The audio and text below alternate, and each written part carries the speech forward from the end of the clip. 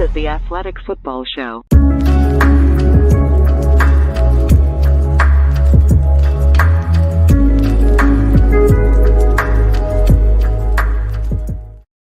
Welcome to the Athletic Football Show. I'm Robert Mays. Joining me tonight, it's my good friend Nate Tice. Nate, how you doing, buddy? I'm doing very well. Just witnessed a nice little 40 burger on a fabulous week 5. And yeah, that's a good way to sum it up. Some of the things we thought we knew, some things maybe changed a little bit, but it was I'd say a dainty little nightcap for week 5 after kind of an interesting day. Kind of a lot of fun games, some sloppy ball, some good ball, stuff starting to happen. Starting to see some tendencies getting broken, starting to see stuff getting copied. It's pretty great. It's pretty great, but I'm doing very well.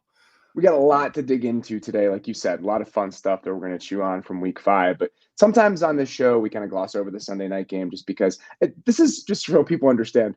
There are people when it was a blowout in the fourth quarter, like, you guys should start the show now. We are frantically preparing until the moment the camera turns on every single Sunday night. We're not just sitting there waiting for the Sunday night game to end. So typically, we're doing a lot of prep and rewatching and getting ready for the show during the Sunday night game. So we don't dig into it all the time. But this week, we set it aside because this is one of the games of the year. And we talked about this game for so long on the Thursday preview show. It's a fantastic matchup between two really good teams.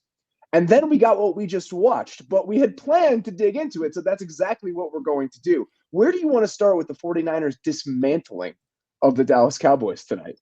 I mean, they're a super team. They're unbelievable. I just everybody, offense, defense, and new guys stepping up, old guys, old favorites.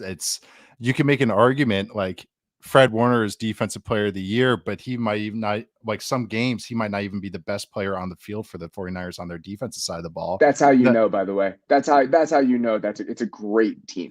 It's when insane. you can trade off like that every single week. Like Kittle tonight. Yeah. Kittle doing what he did tonight. Just like, today's one of those Kittle days where he just dominates and scores a handful of touchdowns. The fact that they can just interchange between all pro level players at multiple different positions on both sides of the ball. With the way Ayuk is playing right now, he's an all-pro level receiver. Christian McCaffrey obviously is an all-pro level running back. George Kittle is an all-pro level tight end that was really only hurt by counting stats and volume at this point in his career more than anything else. And then you go on to the defensive side of the ball. They have one of the best 2 or 3 edge rushers in the entire league. And I think pretty clearly right now, the best off-ball linebacker in the NFL. And he put out an absolute show tonight. So the fact that there are different featured players in each one of their successive blowouts over the course of a season speaks to the level of overall roster talent and the ways that they can deploy it when we're looking at this team. I want to amend my my like dark horse, make a Fitzpatrick defensive player of the year or DB take into off-ball player take. Off-ball player take. Because if sorry, Matt Milano, but he had like a great week last week too. So it was like Fred Warner, Roquan Smith. I was like, some of these linebackers right now, it's like, hey, this might be the year, but holy crap. But yeah, like I was going to say, they have a super team. And not only do they have these great stars, I'll just talk about the offense, but the death lineup and Brock Purdy making the throws. This is, it's great for me as I've realized I'm just a Brock Purdy nihilist. And I'm just like, whatever. I enjoy this offense enough. He makes enough throws, whatever. And exactly the point that I have reached. That's it. I'm good. I already did this with Jimmy G. I already fought those wars. I'm good. So they have these. So they have the death lineup. They have this perfect role players. Of course, like Juwan Jennings, Jordan Mason stepping up, giving him like a sledgehammer. The offensive line, this is my favorite version of a Shanahan offensive line with the 49ers since he's been in San Fran. I thought so in the preseason and now definitely. And they have a little bit of depth. John Feliciano had to take a couple snaps because of some stuff and boom, they never missed a beat. And that's usually how you kind of capitalize on this 49ers team is those injury woes. But Deebo Samuel misses a game. Brandon Ayuk misses a game. Deebo Samuel steps up. It's just next man up. I forgot to mention Deebo Samuel when I was talking about their offensive players. It's unbelievable. And he just, now they're handing the ball off back. It's nice when you see these repeat matchups again. We always talk about this, but the Cowboys, you know what they're going to run. It's a lot of man, a lot of cover 2. And what you saw the 49ers getting them after them with was stuff that beats man. So that's why I saw Deebo in the backfield because they're messing with the coverage stuff. And then you even some Brock Purdy's big throws, especially in the late in the game, that we saw about 7 replays of it because Kristen stopped talking about it. But it was the deep dagger to Deebo. after the Ayuk one got called back, and that's against cover 2 to Tampa. Leighton Vander Esch is running with Jaywan Jennings. It's a great throw. And then before that, he hits a quick in-breaker, and it's against man coverage to Brandon Ayuk because it's one hole. And against hole, those players play with outside leverage. So it's like whatever you throw at them, they're going to have answers, and Purdy's making all the throws that he has to. It's just it's impossible to stop right now. I thought that Collinsworth did a good job of pointing out just all the ways that they were creating a little bit of hesitance among the front four, just with we're trapping guys, we're cutting guys. The Kittle touchdown is a perfect example. You're going to come off the edge with a little less steam if you think Christian McCaffrey is going to take you out at the legs when you're not expecting it. And they were doing that all the time. It almost reminded me, weirdly enough, of a game plan. This was about one person more than the defensive line as a whole. But remember the way that the Chiefs played against the Niners last year, where they're just doing so much to Bosa over the course of the entire game, just flashing color at him, chips, cuts. And over the course of the game, that just drives you crazy. And that's what really good offensive schemers, offensive play callers, and offensive game planners do. And we saw another set of those examples from Kyle Shanahan tonight. And I will say, even if I'm a Purdy nihilist is a great way to put it, I fully leaned into that. Nothing matters anymore. Nothing matters. I will say, the 3 throws he made on that drive that you're talking about are probably the 3 throws I've seen him make this season. The best throw I've seen him make this entire football season is the one that got called back to Ayuk. The Ayuk one from a muddy pocket. It's a beautiful throw. Cost me the over too. That was brutal. sorry. That play is just like that one's gonna be burned into my brain for a little bit. It's a beautiful throw. That one was great. He has zero space to get that thing off, and then he makes it directly after a gorgeous layered throw over the linebacker on another one of those in-breakers. Those are real deal throws. That's why I don't want to take those away. And the right after the Ayuk one gets called back, that deep dig. Those are tough throws. Those are real throws. And that's why it's just I go back and forth with it. But again, that's what he has to do in this. He pilots this offense extremely well, and he lifts it in ways that other quarterbacks have not. Even if you can put up a side-by-side and the stats with Jimmy G look almost identical, when you watch the game, I think he does lift the offense in subtle ways that Jimmy Garoppolo did not. I truly believe that. He's way more aggressive. He's way more aggressive. He can do a little bit out of structure. We see that consistently. And I think his ability to layer balls to the middle intermediate areas of the field and do it on time, do it trusting the way the plays are going to develop. I think that really does make him a well-suited trigger man for what is a beautifully constructed Death Star-like offense. And that's exactly what we're seeing right now. On the other side, so just one quick number, 57% offensive success rate for the Niners tonight, which was the best rate in the NFL today. Dolphins running rough shot over the Giants. Yeah. What the Lions did to the Panthers today. The Niners had the best one. Dallas had one of the best defenses in football coming into this season, coming into this week. That's how good the Niners were tonight. On the flip side, the only team in football today that had a worse EPA per dropback than the Dallas Cowboys was the New England Patriots. So as good as we feel about the Niners coming out of that game and what they look like, are you a little bit worried about what the Cowboys look like coming out of that game? Hold on. This is a good way to put it, I think. It's like against the 49ers, they will never match up well. That's it. That's a problem because the Niners are going to be there at the end. In the playoffs. Against most other teams, I feel perfectly fine about this team. I still think they are very good, but the problem is you have to beat other contenders. Yeah, I'm sure Cowboys fans love hearing that. We're going to go 12-5 again and then get the shit kicked out of us by the Niners in the divisional round. What has been the issue the last 2 years? This is the bogey team. It really is. But because I do think they have answers. I do have concerns with the run game. And this is just, you have Tony Pollard coming off an Achilles. He only can take so many touches. So there's some just unevenness in the run game right now. And if that run game isn't going, this past game, yes, they can nickel and dime, but we saw what this defense can do. They just teed off. I thought it was like, okay, they could piece together some drives, burn some clock. Kind of was leaning 49ers anyways after I kind of broke it down. But watching Dre Greenlaw and Fred Warner freaking teeing off on every check down, you can't say efficient if those go for 1 yard instead of 4 yards. That was my concern, is that if you're going to play like that with those super thin margins and they swarm the ball like they do, you're going to start getting frustrated. At one point during the third quarter, we talked about this in the Thursday preview show, Dallas had the lowest average air yards per target in the NFL coming into this game. It was like 5.7. It was dead last in the NFL. It's half a yard lower than 40-year-old Drew Brees. I have to repeat that. At one point in the third quarter today, they were averaging 11.7 air yards per attempt, which was the highest mark of any team this week. So clearly they thought that they could take some shots down the field. Outside of that one Robert Turpin touchdown, they were incorrect in believing that. So I can understand if you're Mike McCarthy thinking, well, none of this underneath shit is working, and they're just going to swallow up everything we try to do, moving the ball efficiently. We might as well just toss it out there. But that clearly was not the way to approach this either. So you're sitting there as the Cowboys offensive coaching staff searching for answers, and none of those paths that you're going to follow are going to bring you anywhere that you're happy about. And that was the final of this game. Gallup just doesn't have that juice. He's not a good corner beater. He just doesn't to win vertically that way. And they were trying to pepper him early, and I could see they're like, hey, Gallup's healthy. He's a solid player. But they're just like, hey, we're going to test these guys on outside early. He just got swallowed up at first. And so, okay, we can't hit that. So we can't get these intermediate throws going, get these 8 to 12 yarders going. And then it kind of just became all right, underneath, let's check it down. Hey, okay, let's do our play action stuff. Let's do some high lows. All right, I'll just check it down for a nice 4 or 5 yard gain on first down. And that's when Dre Greenlaw had about 7 clotheslines. He looked like JBL. It was just unbelievable. But that's it. They can't win against a team that does that. So, but if you have teams, you got to think other kind of like teams at the top of the NFC are division leaders right now. If you play a soft zone team, they can work.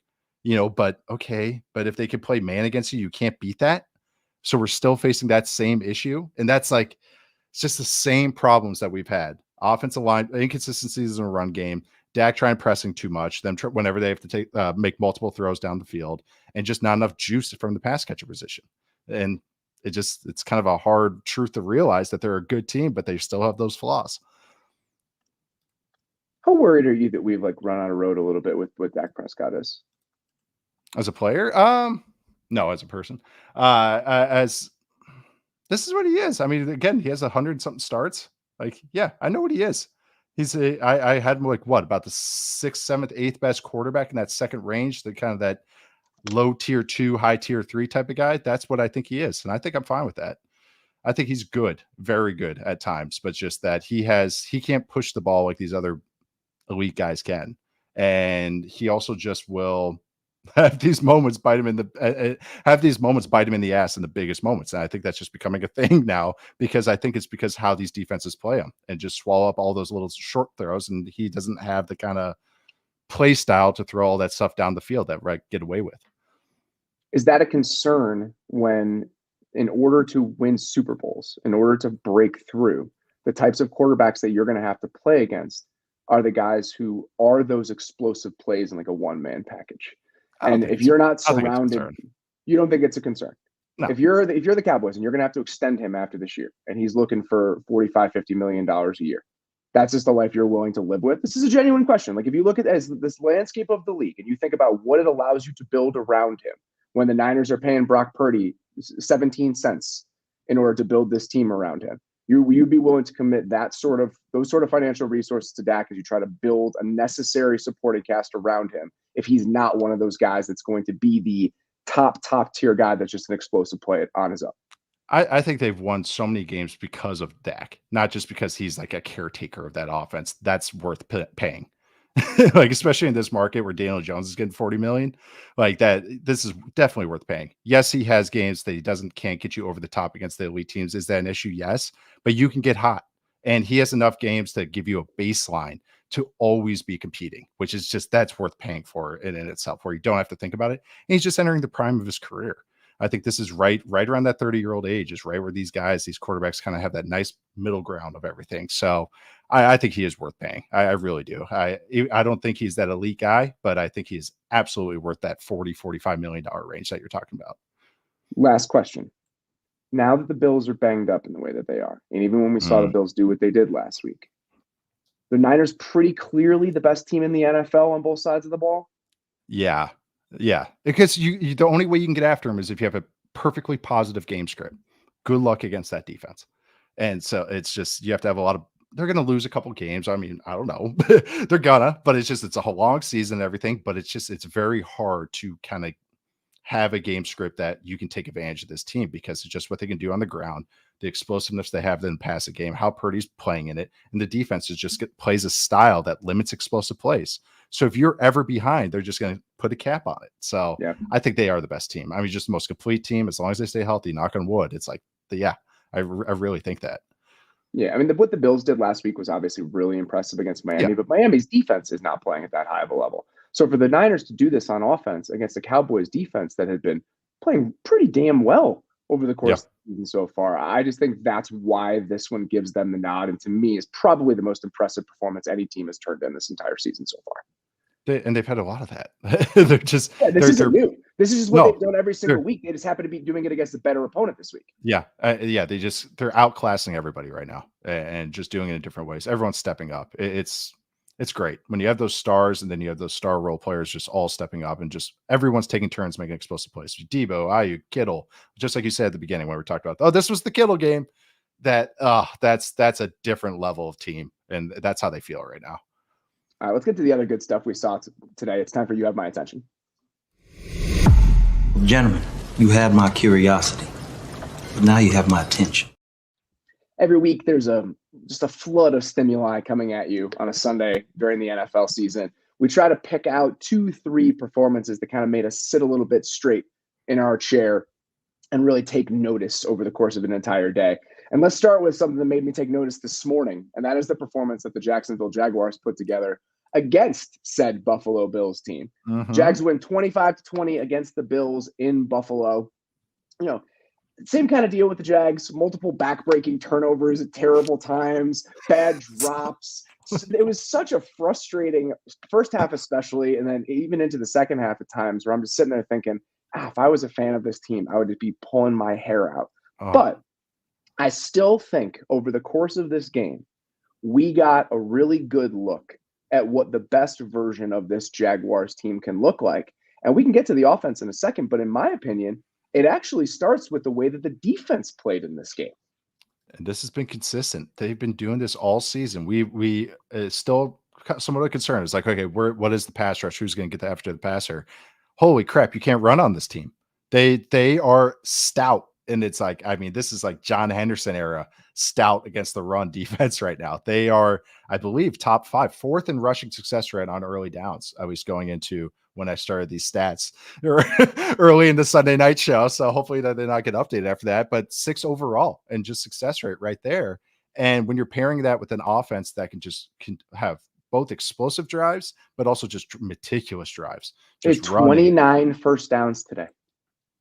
And that's impossible to compete against. This Bills team was running the ball well. This is why I was excited about this Bills team. They were 6th in rushing success rate coming into the game today. It was like 43%. They had a 20% rushing success rate today.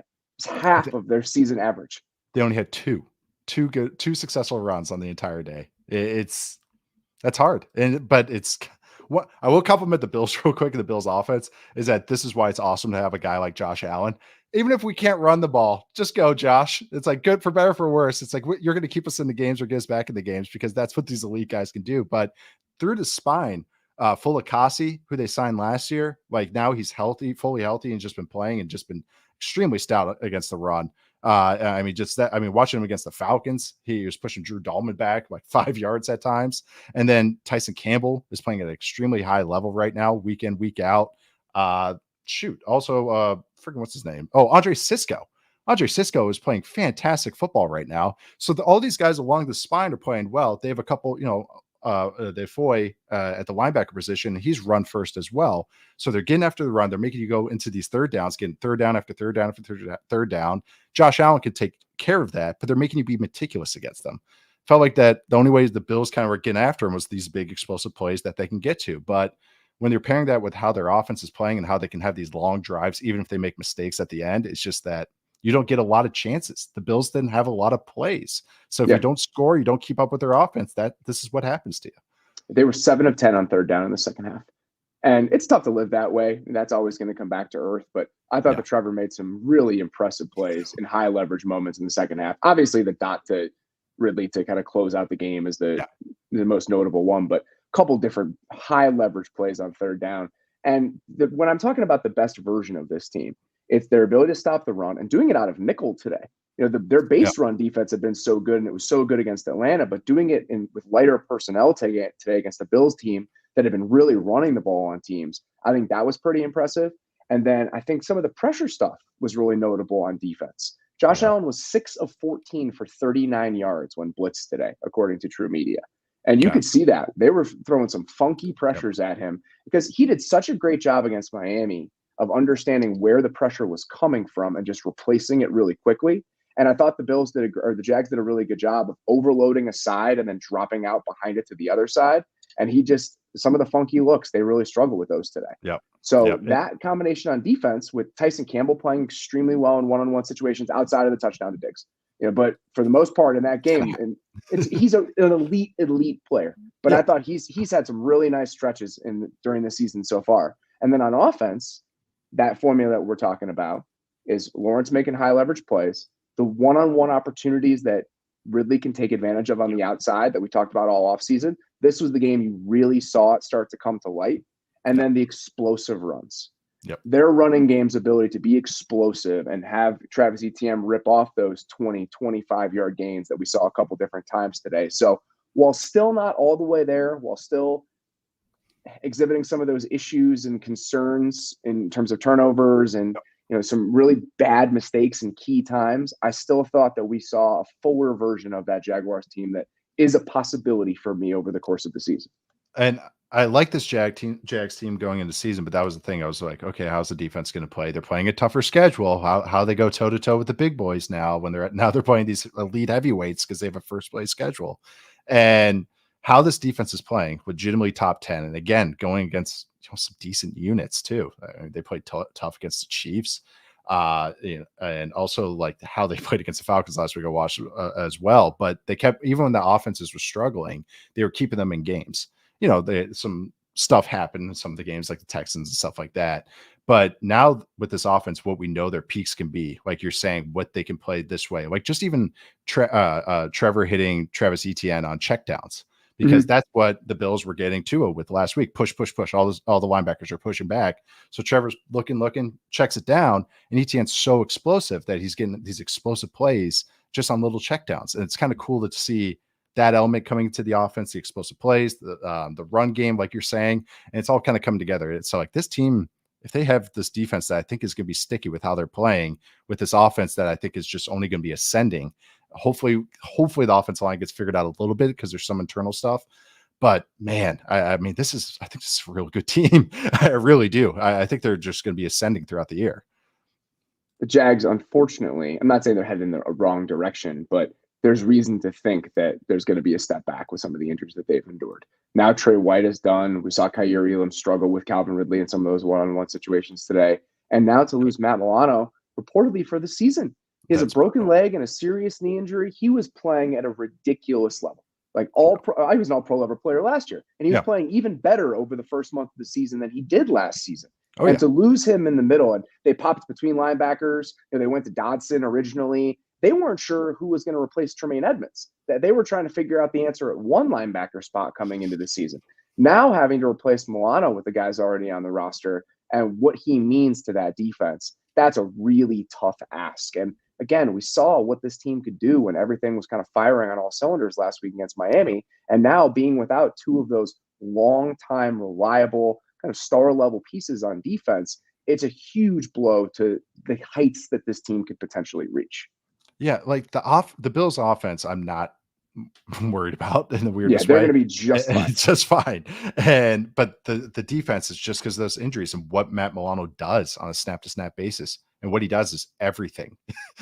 He lines guys up. He plays the run. He plays the pass. He's a blitzer. He's truly one of the best off-ball players in the game at any position. He's fantastic. So that is just, he's the heartbeat. It really stinks. And when you have him gone, and then also when you see like, I like that you brought up Kaiir Elam, because you really felt Trey White not being there. This is why having a true dude, and we talk about this, having that true ace in the passing game. Okay, now you have Calvin Ridley taking advantage of that. I mean, it was like as that fourth quarter, or as that second half went along, he just started getting peppered. Third down, Calvin Ridley.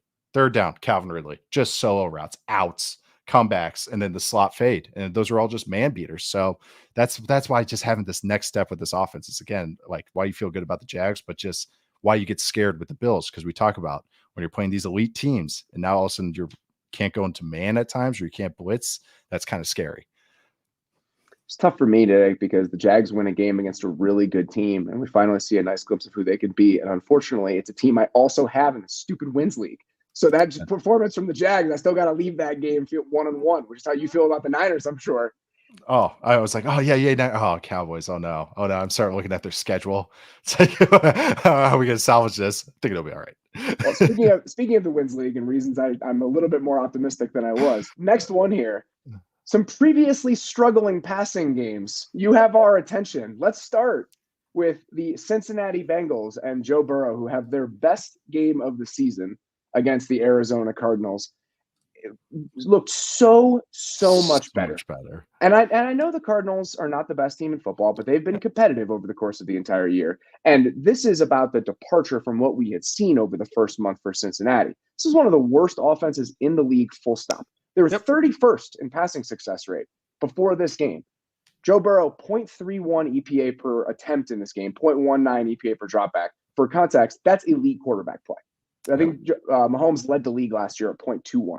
So if you're in that 0.2 range, you played a really damn good game. And that's what we saw from them today. And even more important than whatever box score stats you're going to look at, and we'll talk about some of them as they relate to Joe Burrow, but more importantly, Jamar Chase, the way he looked today and how healthy he looked today and how much healthier, that is a fantastic sign if you're a Bengals fan hoping that this season is going to be salvaged. He first and foremost looked so much better. Just the pocket movement, just to be able to throw a deep ball consistently. There's a couple times I did feel like that it was kind of a performative, like, hey, I shouldn't say performative, but kind of a proof like, hey, I'm good. Like, I feel like he had a couple of those today, and maybe just their offensive game play. He almost hit that second one to Irwin too. Yeah, that's exactly the one I'm thinking of. So close.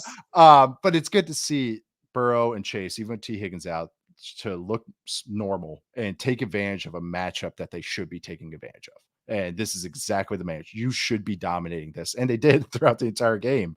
But it was nice. They did some of the classics, but they're also doing some fun twists with Jamar Chase. And not just because T. Higgins is out, but because of just what they're trying to do to unlock him. He had not only just a bunch of plays from the slot, they're lining him up as the number 3 spot in trips, like where a normal tight end spot is, the Devontae Adams on third down look. Yep. They've done that now, 21 routes this year from that spot, 9 catches, 6 first downs from that spot just this year. Over the previous 2 years combined, he only had 13 routes from that spot. I'm so glad you mentioned that, because I was looking at the exact same sort of numbers coming out of the game, because looking at him at those matchups at the number 3 spot was huge. And then even just some of the other ways that they were using him today. They ran, first of all, multiple play action plays from the Bengals today, which is, to me, that was the next thing I was going to get into. Very nice step in the right direction, because we talked about this. All right, if Joe Burrow is not going to be at full capacity, where are your easy buttons going to come from? The fact that he's getting closer to that is a good sign, but it was still nice to see them incorporating some of those easy buttons, even as he's getting back to full strength. One of my favorite plays of the day, they run that little slide with the receiver on that turn your back to the defense play action that we've seen from the Browns this year, from the Dolphins this year. So they're trying to steal from some of these teams that are these shotgun-based teams. They're like, all right, how can we find some easy completions? So Chase starts on the left side in the slot. He runs the little slide route across the formation into the flat. They dump it to him, easy completion. So just stuff like that, where he's either in the slot or you're using him on some play action, easy completions. I like some of the RPO advantage throws to him today, where they're running RPOs on early downs. He's got the one-on-one on the outside. Let's take a 10-yard out route. So I just thought that overall the flow of the offense, whether it was some of the designs, them getting easy completions, some more play action, the ability to take shots downfield, and his pocket movement, overall so much closer to the team we want to see them be. And again, even with some little wrinkles that are a little bit different than we've seen from them when they've been humming over the last couple of years. Again, adding another layer. And this is like, it's like you just want to, like, Men in Black mind wipe, just like if this was week 1, you'd be like, oh, look at the Bengals throwing in some new stuff here. Hey, look at that. They're adding to their gun run game. Give them the benefit of the doubt that they are going to do this. We've seen them do it. 2022 should get some at least 2 years in my brain like that. Like, they could have done anything this year. Anything could have happened. I'd be like, hey, they're going to figure it out. And I got asked about a dozen times, hey, do you want to talk about the Bengals at all? And that's like, no, I'm giving this time until he gets healthy. And then here we are. And it looks better. The long Jamar Chase touchdown was a gun play action. And they did the moving the pocket play action off the horizontal stretch that everyone does now. It made me so happy. I know. And not only is it like a 18, 20 yarder, it's a freaking 60 something yard touchdown on a cross country route, deep stuff. So that gives you breathing room. This team has not created any explosives. So now they're getting to explosives that aren't just go balls. This is more sustainable. This is what every offense tries to get to. So it's like, now they're throwing this at defenses. And so now if we really see Burrow getting healthier, it's really scary. I think that in the Seahawks next week are playing good defense as well. It's like a perfect barometer test for both of those units. I think that's going to be a really fun matchup next week. I think it's going to be kind of a sneaky good one. It's funny that the first play where I was like, oh man, look at Joe move. It was the sack he took in the red zone. He slipped out of it. He jumped over a guy. I was like, man, I think he's feeling okay. And then in the third quarter, 17 seconds left in the third quarter, he had like a 10-yard scramble. And that may not seem like that notable of a play. It was his second scramble of the year that was more than a yard. His second of the entire year. Coming into this game, he had one scramble for more than 1 yard. And he had that 10-yard scramble. He had multiple scrambles today. It's like, okay, now we're back on the right track. So that's encouraging. I will say, still worry about the offensive line. That was gonna be my last little PS on this little discussion here. Still worried about the offensive line. Yeah. One-on-one situations for Orlando Brown multiple times today were trouble, and they're still struggling to pick up stunts. That's when what it is. teams go 5-0 against them, and they use loopers in games. They're having so much trouble picking those up, and it's often from the offense's left to right, where they'll have trouble with that side of the line picking them up. There were 2 sacks on those today, and it's like, guys, it's week 5 now. You practice together plenty. Like, we got to get this stuff shored up here when you start playing some really good teams here down the stretch, because your schedule as a team that won a division in the AFC last year is not going to be fun over the next couple months. And I mean, the AFC, their division's just freaking bloodbath. But those pass rush paths that they gave up the sacks on, I'm so glad you mentioned them, because that's exactly the note I had. But on it, it's a great example for offensive line, BPU, blitz pickup and protection stuff, and going over blitz pass and just pass rush pass, all the twists and games. Like if you're going against the Cowboys, that is such an important thing about offensive line play. It's much like running a pass concept for the receivers and getting on timing and everything. It's how you pass stuff off. So the fact that they got him twice, it might have been an unscouted look, but it's also, guess what's going to happen is every team's going to watch that. It's just like a coverage. Someone picks up someone on your coverage. If they're going to find some way to loop it or bait something or bait a scramble, they're going to do it. So that is something that they have to fix. So I'm glad you brought it up. We're going to get to the rest of the AFC North here in a second, but the Ravens losing today, and the Bengals now being 1 game back after the way that the first 4 weeks of the season went, and Burrow looking like he did today.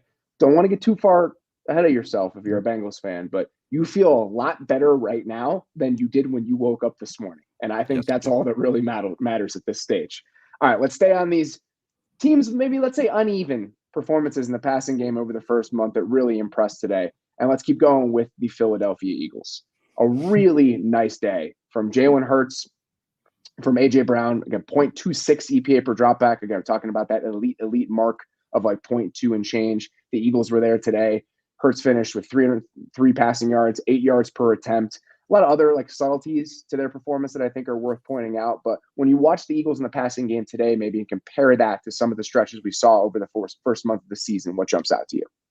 Well, just looking at Dallas Goedert's stat line, you might as well start there, baby. Right there. That was getting him back involved, and that really felt like they were getting more to concepts that were conducive to him, which were concepts that were conducive to his team last year. Wasn't a lot of maybe the tight end screens that they did a ton of last year, but the first catch of the game was that little crossing route. They love that concept. One guy, it's kind of the drive family. It's a one guy sits right over the ball, and then it's mesh without 2 crossers. It's 1 crosser and a guy sitting over the ball. That's all it is.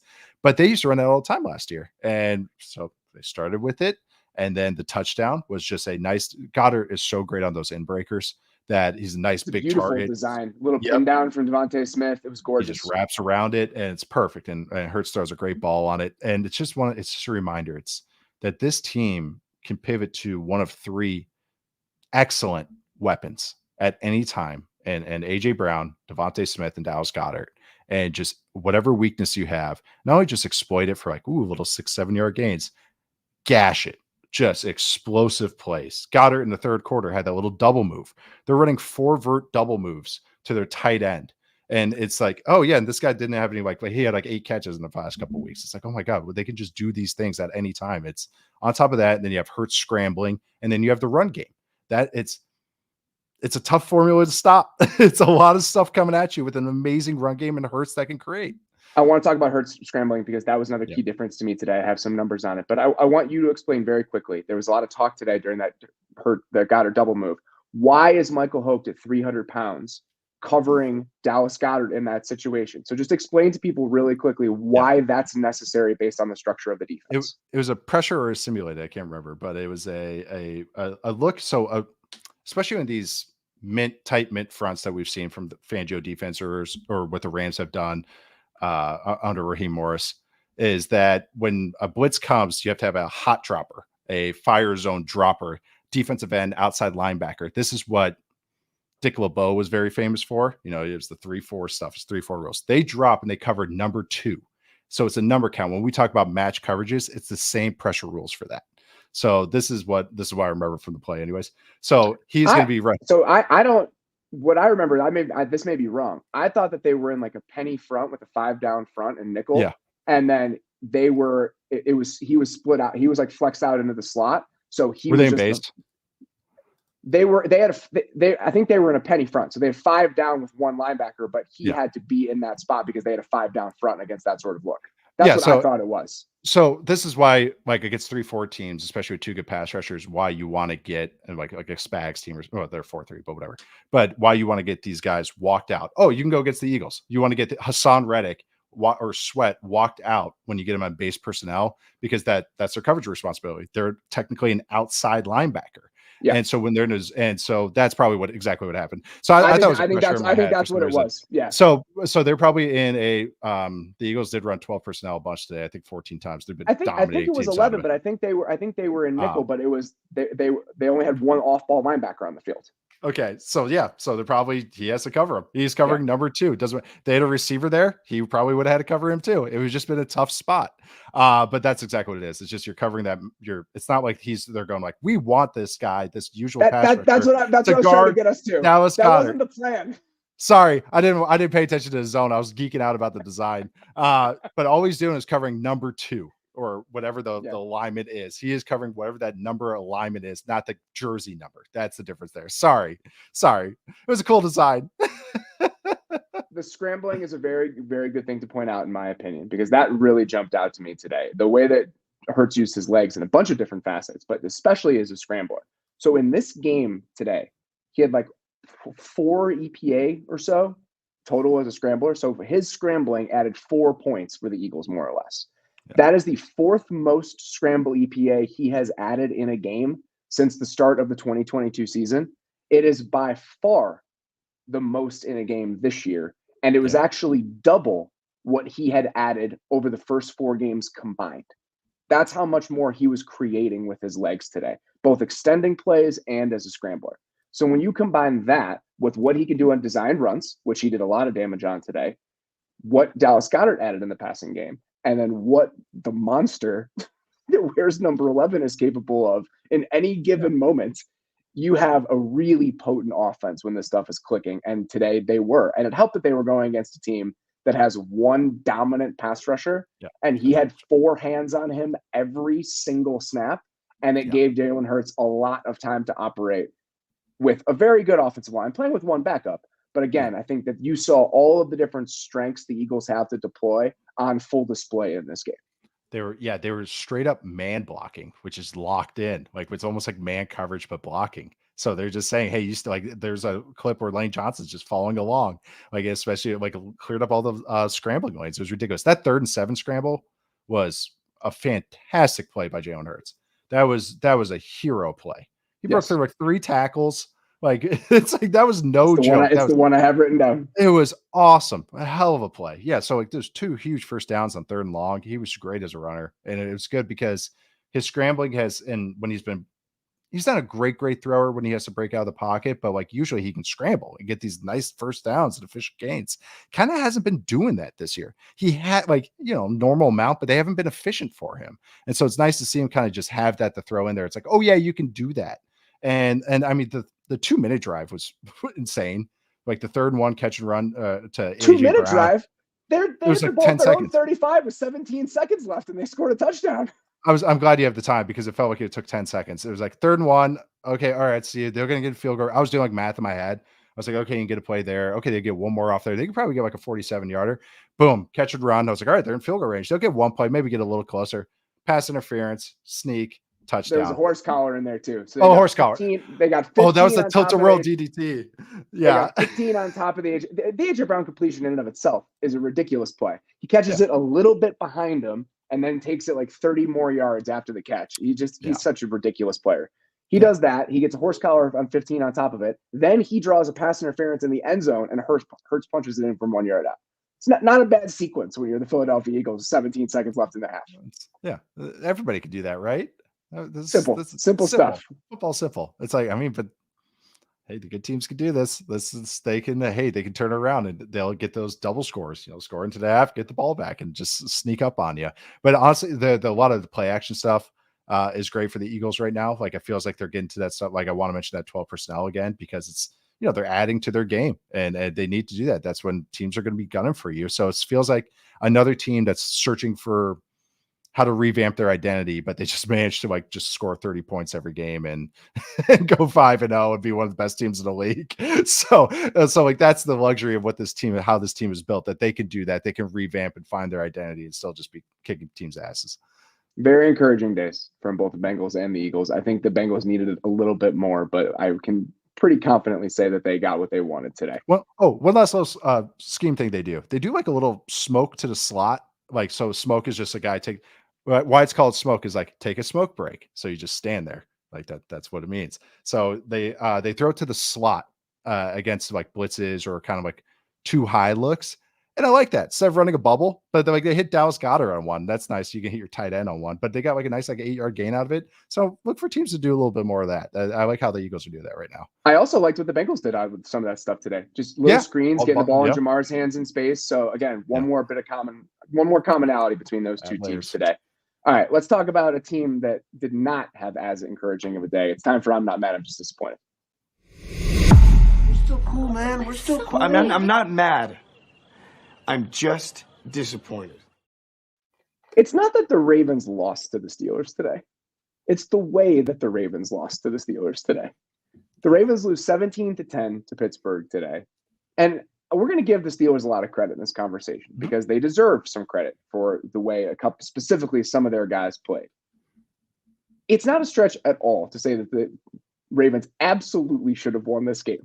If you look at every underlying number about the way this game played out, the Ravens absolutely should have won this game. And somehow they managed to let it slip away, literally and figuratively over the course of this entire game.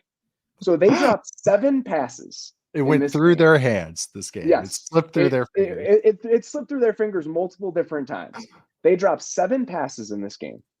According to True Media, which has started charting drops in 2019, there have only been 5 games with at least 7 drops over the last 4 seasons. Okay. Yeah. So this is one of the worst games that we've seen over the last 4 seasons. Is one of them a Jaguars game? I actually don't think one of them was a Jaguars game. There was a couple. I wish I had written down the actual specifics. There was one with like 11 drops. Like I want to go back and watch that game and try to figure out what the hell happened. But 7 drops. And according to True Media, they lost about 6 points worth of EPA on those drops. So a touchdown on the drops. And it's not hard to figure out how you get there. Okay. On the first drive, it's Zay Flowers. He has a drop on 1st and 10. Mark Andrews can't make a catch on 2nd and 10. They have to punt it away.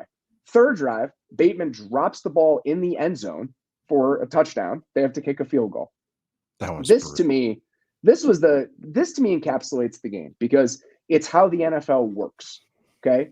You have a drive. Oh man, now I can't find it. The Zay Flowers drop in the second half where he just drops the ball. It's coming right at him on 2nd down. Then on 3rd down, TJ Watt gets a sack. Okay. So it's not just that the Ravens couldn't hang on to the football. It's that when you leave the door open in the NFL, the other team still has to walk through it. And that's exactly what the Steelers did today. The Ravens left the door open consistently for the entire game. And guess what? The Steelers have some really talented players. And if you're going to let them hang around for the entire game, Alex Highsmith and TJ Watt and today George Pickens are going to potentially make you pay for it. And those three guys, a little bit of Jaylen Warren sprinkled in there, was pretty much enough for the Steelers to kind of keep this thing close and win it in the end with all of the mistakes that the Ravens made. The drops were brutal.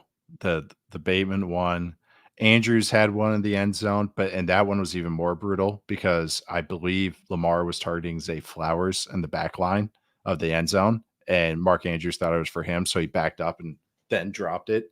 I'm starting to think, I do think it was some Greg Roman letting it happen, but I'm starting to think Mark Andrews is part of the woes for some of the like routes going together, like crowding each other.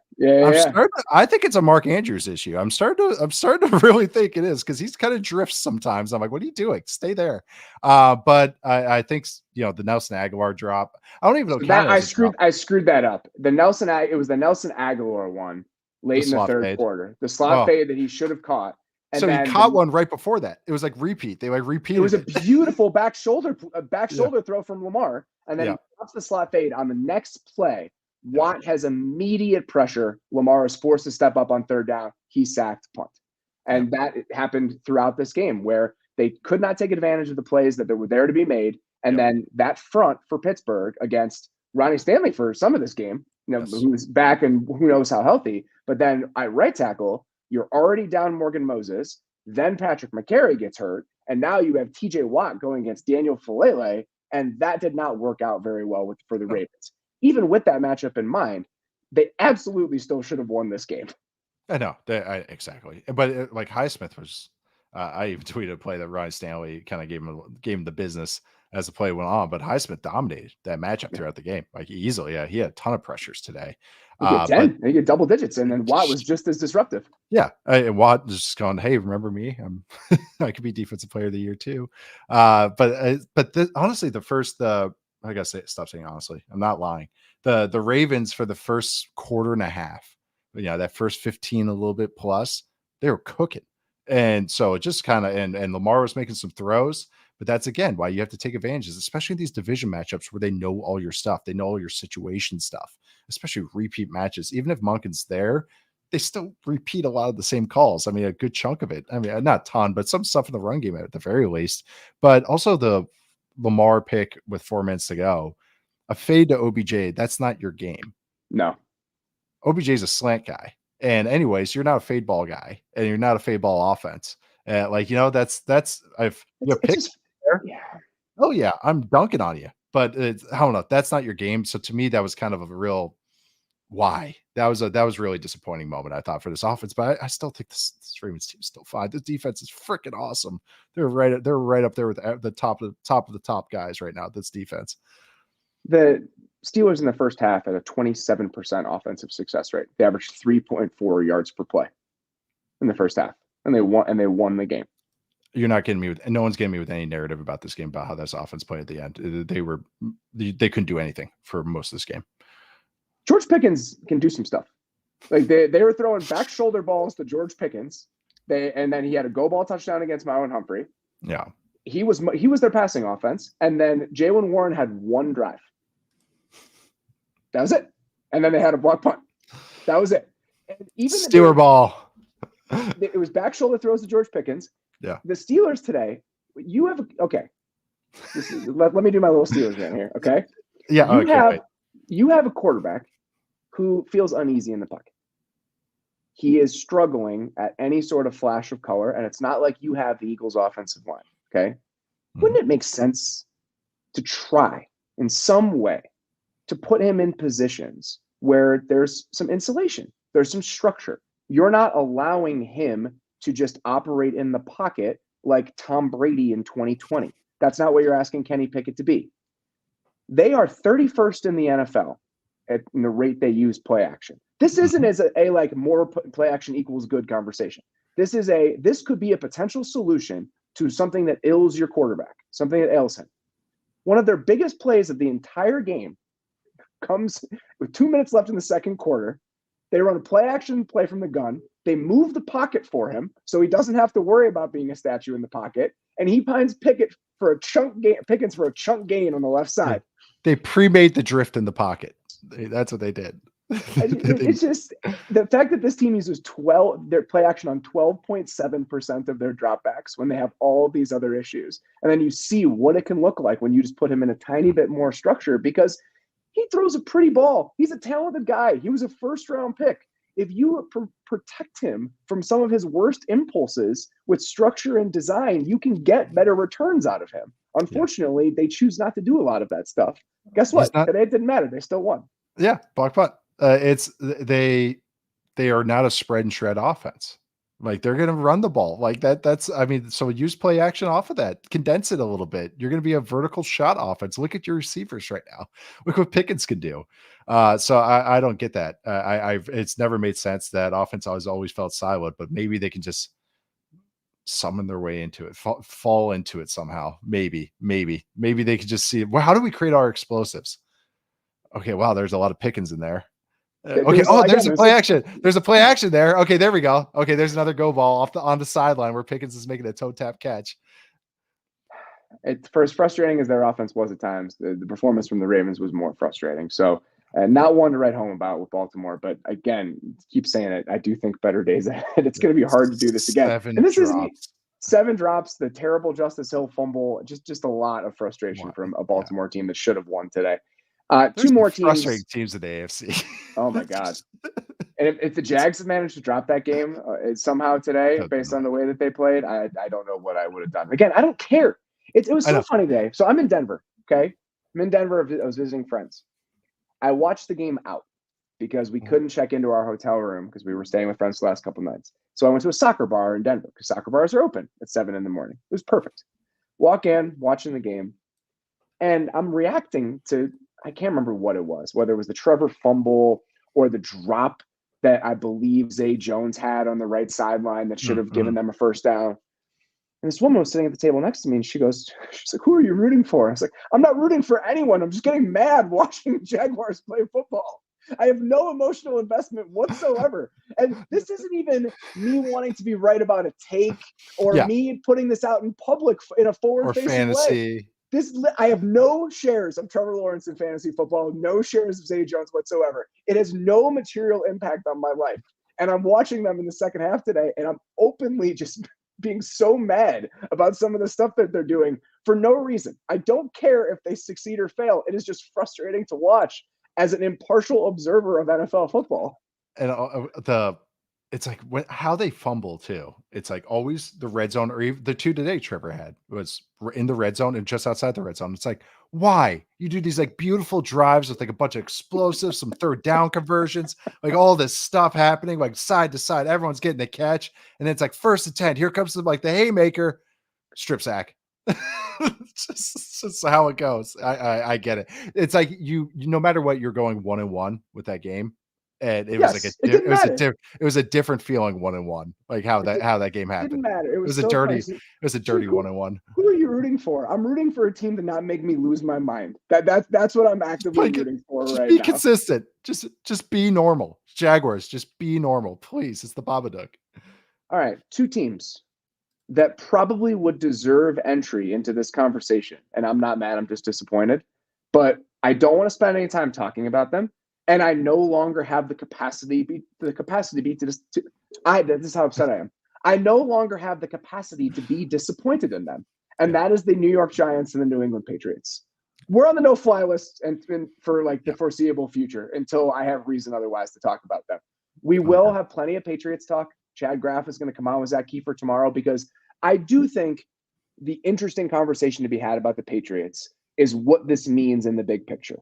What Bill Belichick's future potentially looks like, what this team's future potentially looks like. And that is a perspective that you will absolutely get from Chad when he has that conversation with Zach tomorrow. So please come back for Kiefer and the Beats and listen to that, because I think it is going to give a lot of insight to where the Patriots are right now. I don't have the stomach or the patience to dig into it myself right now. That's all I'll say. Those Super Bowl matchups aren't walking through this door. They certainly are not. With those two teams. A little tweak here with the format of our Sunday show. We're always going to do Not Mad Disappointed. We're always going to do You Have My Attention. We love doing those. But we had found over the last few weeks that some of the buckets that we had created just didn't allow us to talk about some of the games that we wanted to dig into from Sunday. So every Sunday show now, from now on, we're just going to finish with a Sunday notebook. Some stray observations, some stray thoughts about some of the other games that happened today. And let's start with the crazy 31-20 win that the New York Jets had over the Denver Broncos. I don't know how much substantive talk or insight I have football-wise from this game, but I do think that we just have to acknowledge that it happened and that the Broncos ended up losing this game that we've been waiting all season for because their coach took public shots at the offensive coordinator and the guy he replaced and then lost to this Jets team led by Zach Wilson that is still not much more than like Breece Hall on offense. And the Jets, every department in the Jets building seemed to celebrate this victory, like with relish. Social media team, I'm sure the trainers, the equipment team, the players were doing breakdowns on Hackett. Yeah, like we went 5 full wicks, right? It was like we should have broken it. But this is the cap. Like this is the highest that we could ever go. Like this might be a Dave Malcolm 6-star. When your social media team immediately tweets out a shot at the opposing head coach after the game is over, it's 5 wicks. This was a new level. Into the game. This was a new level. This felt even more. But of course, this game featured because it could not. Multiple special teams miscues involving the sun, which has been there our entire lives. A botched. I will say the sun in Denver, it's very bright, very, very bright. I've been dealing with it for the last couple of days. Colorado sun. It's that extra couple thousand feet. It does all the difference. But also a great, just a tasty botched end of half clock management from Zach Wilson and Nathaniel Hackett. 15 seconds left. I have to break this one down. Running a corner high low, which is fine. Throw it to the frickin' end zone or do not throw it at all. Yeah, or throw it to the running back check down. That's fine. The rules are you have 14 to 16 seconds. Depending on where I was at, I feel like it's 14 seconds. If you have no timeouts and you want to get clock it and kick the field goal, you have 14 seconds. That's the rules. So you have to throw it between the numbers and preferably between the frickin' hashes, because then everyone can get up and the refs can spot the ball at a quicker pace. So they run just a high-low, corners and a flat route. Wilson takes a second and then throws the flat route all the way to the sideline, gets tackled inbounds. So it's not in the end zone and it's as far away as possible. Literally the two things you should not do. He did both. And then they can't get the ball off and they can't clock and they can't kick the field goal at the end of the half. And they're already at the field goal range. They're at the 13-yard line. That was just... We don't get a lot of good ones like that. Like we had Mario Cristobal Saturday night, a beautiful one, running the ball when they should take a knee. And then this was a really good one too, but it didn't cost them the game. So who cares? They won by double digits. I know because Broncos defense and it's just, this game is just messy. Just messy. Let's get to some better times, some better days. The Lions and the Dolphins, just both of them taking care of business today.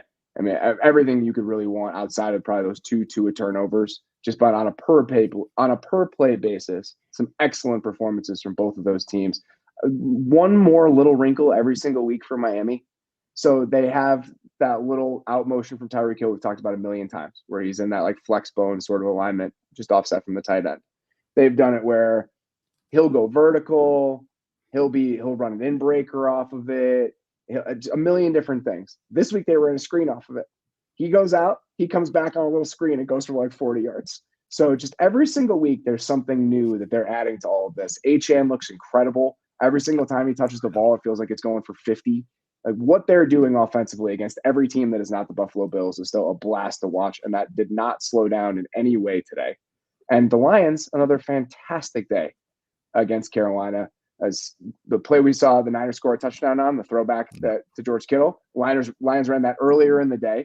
And the other guy I wanted to shout out on the Lions, me and the pass catchers for the Lions, it's been a long summer and about the weapons that they need on that side of the ball. And I still believe a lot of the things that I said, but we are in a real life version of the I was not familiar with your game with me and Josh Reynolds.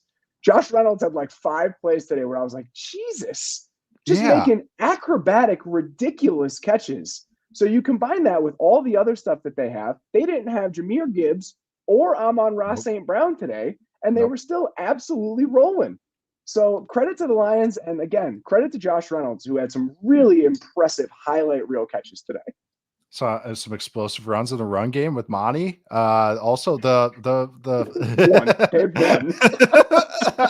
Everyone said I was getting a couple of responses today. People being like, another 100-yard gain from David Montgomery. It's like he got 40 of them on one play. Come on, guys. Come on. He is what he is. He is what he is, and that is fine for this. Fine in his role. Fine in his role. Austin Eckler did do a great breakdown of like his game. Kind of just subtleties. Like he's a running back's running back. He's a comedian's comedian. He's David Tell. Okay. So like the reverse flea flicker thingamajig. That thing has been kind of like the flavor of the month. And so the Falcons did it week 2. Some other teams tried it. I believe the Saints tried it the Titans tried it week 1 against the Saints. But yeah, saw it twice today, all in the same areas, that shot zone. So you do a run, looks like an end around, a reverse, and it turns out to be a flea flicker. It's just to add as many terms as possible. Like, so I guess it would just be a reverse flea flicker. That's not that many. Reverse flea flicker play action, I guess. So I don't have access to these sorts of numbers because the data that we have isn't this granular. But I asked someone at PFF, like, have there been more flea flickers this year than there were last year, or just in general? Because anecdotally, it feels like it. It does. And there weren't more than they were last year. But I think if we looked over the last 5 years, and I'm sure it would be hard to find tags on these plays, it does feel like we are seeing more trick plays, period, in the NFL. Flea flickers, reverse passes. The 2 we saw score touchdowns today. Drake London threw a pass today. There was a couple, I can't remember what game it was, that was a botched reverse pass that they didn't even get off that I watched recently. But the Broncos had a reverse that they messed up. So yeah, it's a good and bad going on. And I feel like this is potentially happening because we're in a world now where limiting explosives is the most important thing.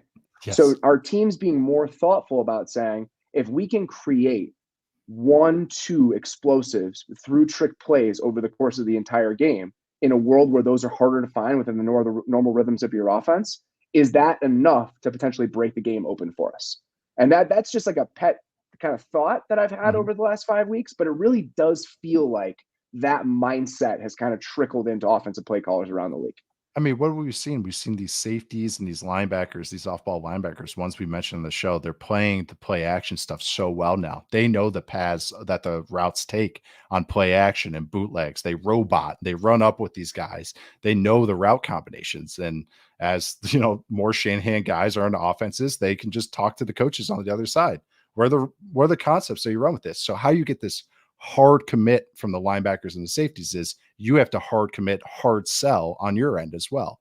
And you have to do that with gadgets and these types of plays and really it's just an extended play action play, but just with the most exotic window dressing possible, at least the flea flicker. It's one of my dad's favorite plays. So flea flicker has a special place in my heart. It really does. The 1998 Vikings had plenty of those beautiful flea flickers. But these plays there to get these safeties, these two-way safeties that are so good passing stuff off and knowing when to commit down and run downhill or run down on dig routes.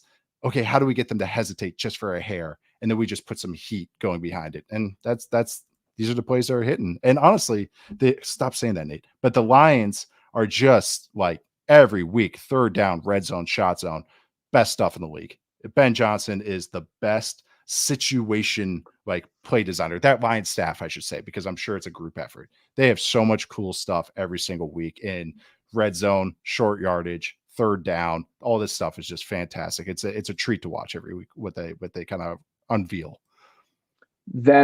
The Dolphins, the Niners right now, what they're doing every single week on offense is really something to behold. And it's going to be fun to watch those offenses over the course of the rest of the year. But offense, we were very excited about coming into the season. They've been a little bit disappointed, but had a nice little bounce back day today. The Atlanta Falcons and their passing game showing a little bit of life for you today, Nate Tice. How you feeling right now? Much better. That was the Texans hard committed. Talk about hard committing. They were stopping the run game. They were saying hell or high water. We're making Ritter beat us. And he did.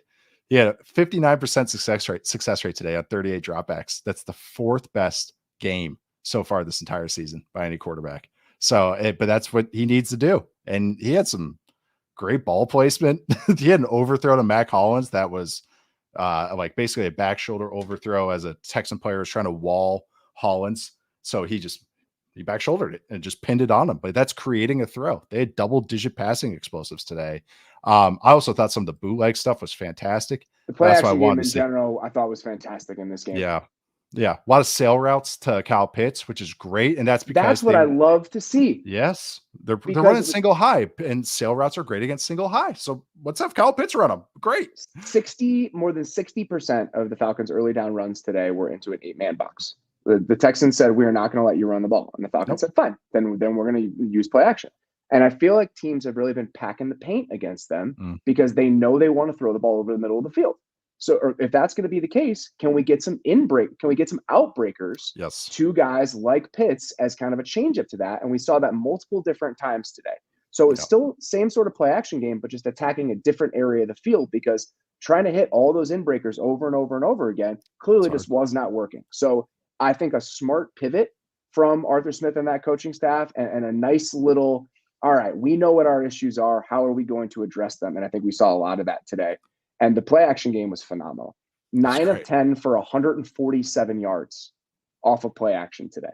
And this isn't just, again, little inbreakers off play action.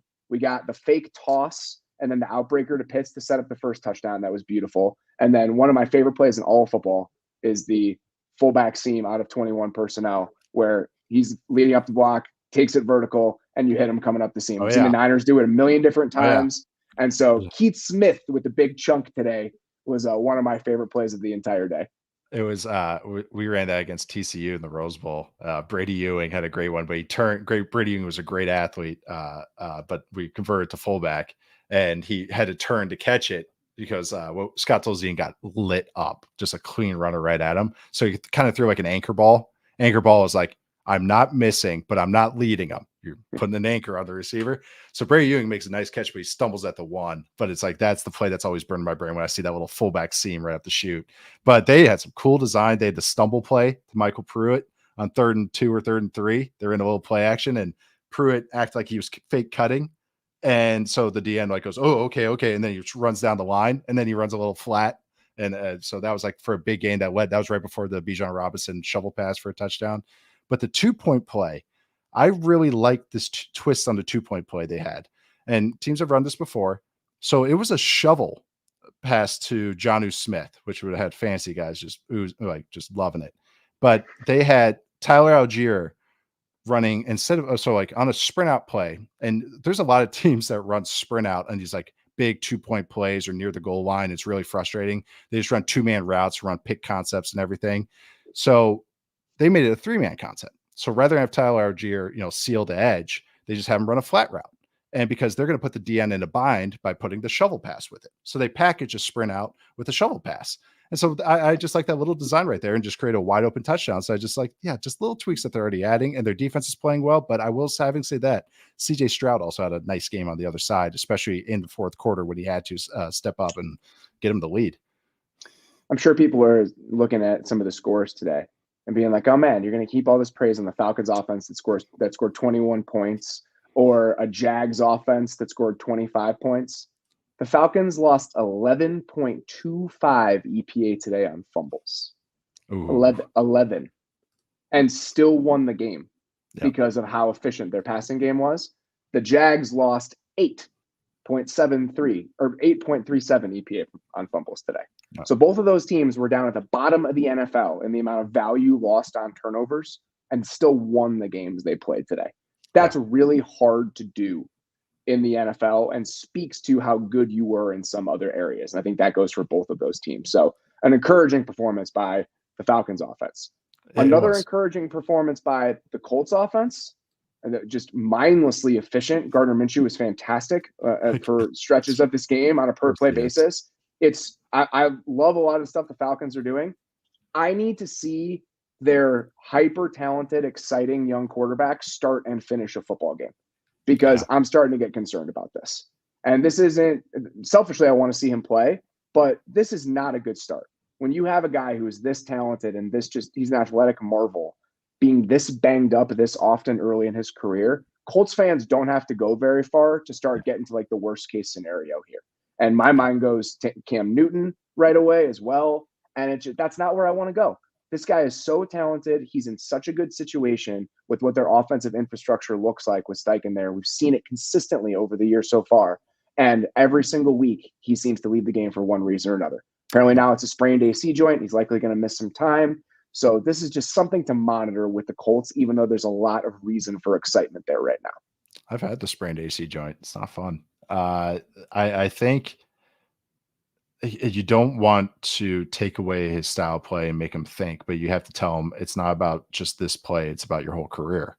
And it's like that is that balance you have to find. But obviously it's, hey, every shot you're taking is potential. You're not showing that you can bounce off this. So until that point, slide, get out of bounds. Yes, sometimes these get big time situations like you did in week 1. It's like, okay, I do understand going for it and really fighting for that first down, but you can't do that in the first quarter on the first drive or the second quarter. And he's just taking big hits. And I appreciate his play style, but I totally agree. It's just hard. I struggle to tell a player, don't play your style, but you just have to explain to him, find your own style, to find your way to save your game. Burrow has found his way. Ironically, I know the injury is kind of from a totally different play style than what has happened, but it's like everybody has to find their play style that works for them before it's too late. And he does too. He's just getting these warning signs very early. It's a great thing to bring up. This is a conversation that has to happen with most young quarterbacks. Yep. It's a conversation. I remember talking to Josh Allen about it. I've talked about this a bunch of times. When I went there in the fall of 2019, wrote a story about Josh Allen, the discussion that he had with Sean McDermott after his rookie year. This idea of you don't have to win the game every single play, my man. You don't have to do it. Like there is going to be another play. We're going to live to play another one. You don't have to score a touchdown every single time you touch the ball. That was important. And I think that him transitioning into the player that we see now, he had to go through that.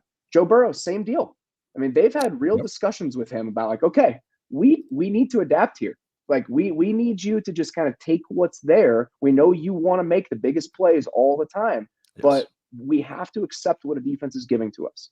So this isn't I'm really concerned about Anthony Richardson. This is part of the development process for a lot of young quarterbacks, is that a discussion like this has to take place at some point along the way.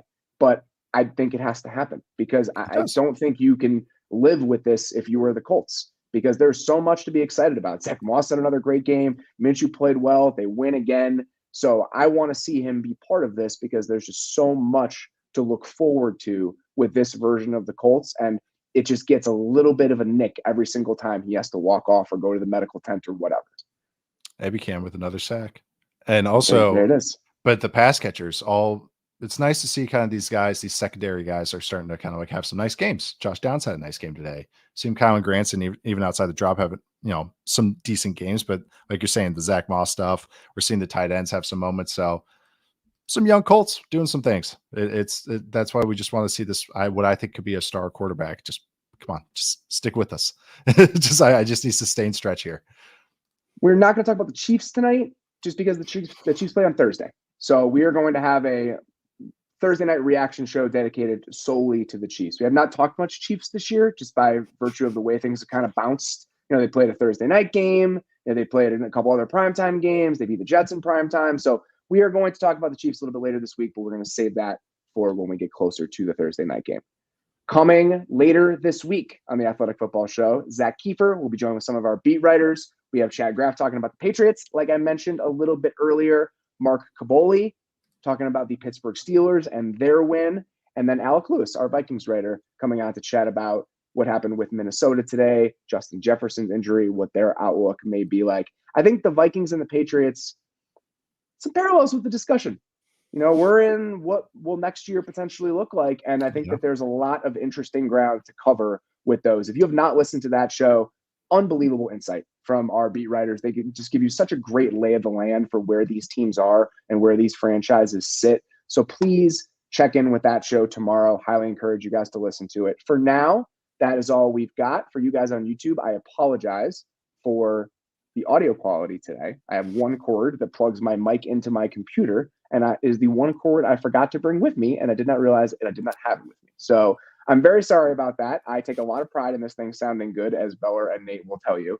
So I am very embarrassed and I'm not happy with what we did. But I will be buying one of those cords tomorrow. So all of the other shows, while I'm still on the road later this week, will sound pristine. So do not worry about that. And I appreciate all of you guys caring apparently as much as I do. So thank you very much. You always sound good to me, buddy. Thanks, bud. Okay. I appreciate that. Okay. It's substance over style. Substance. The podcast will sound good. So my mic is going directly into my recorder. So if you want to hear me crisp and clean, go check out the podcast feed, The Athletic Football Show. That's what it's called. It's available wherever you get your podcasts. For now, that's all we got. Appreciate you guys listening. We'll talk to you later this week.